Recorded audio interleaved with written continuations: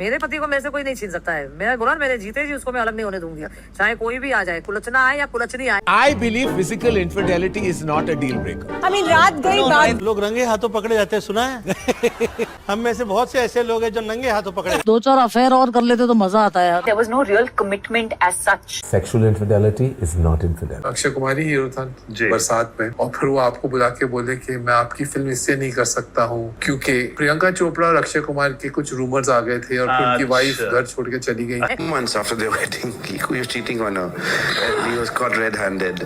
This happened after. It happened after 2 months after. This Bollywood actress in his makeup van on a Bollywood set, and his wife walks in and catches him naked. And he's a Bollywood, like big Bollywood. Bollywood एक ऐसी दुनिया जहाँ कुछ भी real नहीं होता, even शादियां भी। बॉलीवुड सेलिब्रिटीज की शादियां किसी स्ट्रेटेजी से कम नहीं होती। ये लोग शादियां सिर्फ पब्लिसिटी के लिए, फैन बेस स्ट्रॉन्ग करने के लिए और करियर बूस्ट करने के लिए करते हैं। बॉलीवुड सेलिब्रिटीज के लिए लव, मैरिज, ब्रेकअप, डिवोर्स ये सब नॉर्मल है। सिंपल भाषा में कहा जाए तो रियल इमोशन कम और पीआर स्टंट ज्यादा। आप सबको लगता होगा ये ट्रेंड बॉलीवुड में अभी शुरू हुआ है, लेकिन नहीं, ये ट्रेंड 70s 80s से चलता हुआ आ रहा है। तो स्टार्ट करते हैं आज का वीडियो बॉलीवुड की फेक मैरिजेस और रियलिटी के बारे में।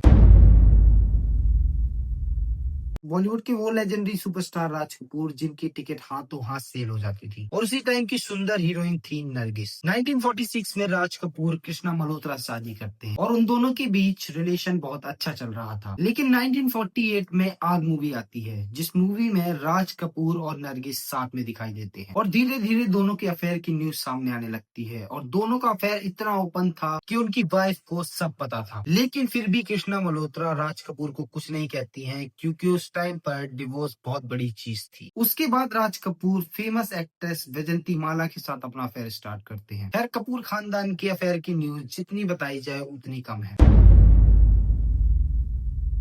1973 में एक न्यूज आती है कि इंडिया की काफी सारी लड़कियों ने अपनी जान दे दी क्योंकि लेजेंडरी एक्टर राजेश खन्ना ने शादी कर ली थी। वही राजेश खन्ना जिनकी बेटी की टू मच टॉक की क्लिप काफी वायरल हो रही है। I believe physical infidelity is not a deal breaker. I mean, रात गई बात गई। वही राजेश खन्ना जिनकी फोटो से लड़कियां शादी तक कर लेती थी और उन्हें सामने देखकर बेहोश हो जाया करती थी। लेकिन इस शादी से जितनी दुखी इंडिया की लड़कियां थी, उससे कई ज्यादा दुखी उनकी खुद की वाइफ डिम्पल कपाड़िया थी। शादी के कुछ सालों बाद ही डिम्पल कपाड़िया ने एक इंटरव्यू में बताया कि वो शादी के बाद घर में घुसते ही समझ गई थी कि ये शादी ज्यादा टाइम तक नहीं टिकने वाली, क्योंकि जब उन दोनों की शादी कराई गई थी तब डिम्पल की उम्र 15 साल थी और राजेश खन्ना की उम्र 31 साल। 17 साल की उम्र में ही डिम्पल ने अपनी बेटी ट्विंकल को जन्म दे दिया था और राजेश खन्ना ने उन्हें बॉलीवुड में काम करने के लिए मना कर दिया, जबकि उनका करियर पीक पर था। उसी टाइम राजेश खन्ना का अफेयर टीना मुनीम के साथ भी चल रहा था, और कुछ रिपोर्ट्स के हिसाब से राजेश खन्ना डिम्पल कपाड़िया को छोड़कर टीना मुनीम के साथ लिव इन में रह रहे थे। इन सब चीजों से परेशान होकर डिम्पल कपाड़िया 1982 में राजेश खन्ना से डिवोर्स ले लेती हैं और बॉलीवुड में काम करना शुरू कर देती हैं।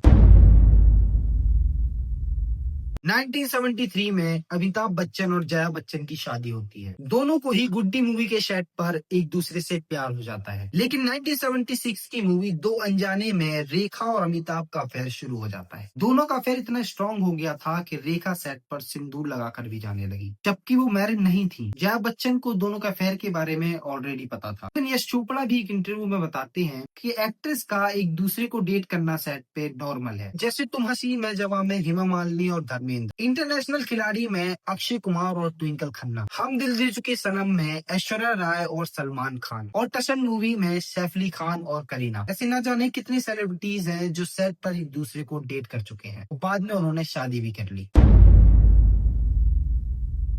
1983 में मोना और बोनी कपूर की शादी होती है। उस टाइम बोनी कपूर 29 के थे और मोना सिर्फ 19 साल की, और मोना से बोनी कपूर के 2 बच्चे भी हुए, अर्जुन कपूर और अंशुला कपूर। दोनों की मैरिज लाइफ बहुत अच्छी चल रही थी, लेकिन तभी इसमें एंट्री होती है श्रीदेवी की। श्रीदेवी पहले मोना से दोस्ती करती हैं और फिर उनके हस्बैंड बोनी कपूर के करीब आ जाती हैं, क्योंकि बोनी कपूर उस टाइम बॉलीवुड के फेमस प्रोड्यूसर थे। उस टाइम बाद ही श्रीदेवी और बोनी कपूर की अफेयर की न्यूज फैलने लगी और इन दोनों का अफेयर अफेयर इतना स्ट्रॉन्ग था कि शादी से पहले ही श्रीदेवी प्रेग्नेंट हो गई थी। इसके बाद बोनी कपूर श्रीदेवी से भी शादी कर लेते हैं और शादी के कुछ टाइम बाद मोना को डिवोर्स दे देते हैं। ऐसा ही 2000 में हुआ जब बॉलीवुड में प्रियंका चोपड़ा की एंट्री हुई और फेम पाने के लिए उन्होंने अक्षय कुमार और SRK को डेट किया। अक्षय कुमार और प्रियंका चोपड़ा का अफेयर अंदाज मूवी से शुरू हुआ था, जिसके बाद ट्विंकल खन्ना अक्षय को वार्न करती है कि तुम प्रियंका के साथ अब कोई भी मूवी नहीं करोगे, और Akshay Kumar as a good husband उनकी बात को मान भी लेते हैं और वो एक इंटरव्यू में बताते हैं कि मैं और प्रियंका अब कभी साथ में काम नहीं करेंगे। सेम चीज शाहरुख खान के साथ भी होती है जब गौरी खान प्रियंका चोपड़ा को बॉलीवुड से बॉयकॉट करा देती है और उन्हें